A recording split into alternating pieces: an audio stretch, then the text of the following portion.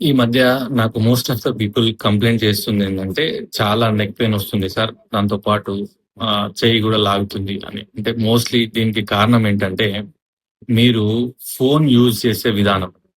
మీరు phone use చేసే విధానం మీరు స్ట్రెయిట్‌గా ఇలా పెట్టి ఇప్పుడు నా తల ఎలా ఉందో అలా యూజ్ చేస్తే ఒక 5 కేజీస్ ఆఫ్ వెయిట్ మాత్రమే మీ నెక్ మీద పడుతుంది. కానీ ఒక 15 డిగ్రీస్ బెండ్ చేశారు. 30 డిగ్రీస్ బెండ్ చేశారు. తర్వాత 60 డిగ్రీస్ బెండ్ చేశారు. అంటే కంప్లీట్‌గా కిందికి తలబెట్టి, ఇట్లా కిందికి తలబెట్టి చూడడం ద్వారా మీరు ఆల్‌మోస్ట్ ఒక 25 కేజెస్ ఆఫ్ వెయిట్‌ని మీ నెక్ మీద పడేలా చేస్తున్నారనమాట. సో, మీరు ఫోను యూజ్ చేసే విధానం స్ట్రెయిట్‌గా ఉంచి, మీ తల స్ట్రెయిట్‌గా ఉంచి యూజ్ చేస్తే చాలా తక్కువ వెయిట్ పడుతుంది. అండ్ మీకు మీ సర్వైకల్ స్పాండిలైటిస్ అనే కండిషన్ నుంచి దూరంగా ఉండడానికి ఛాన్స్ ఉంటుంది.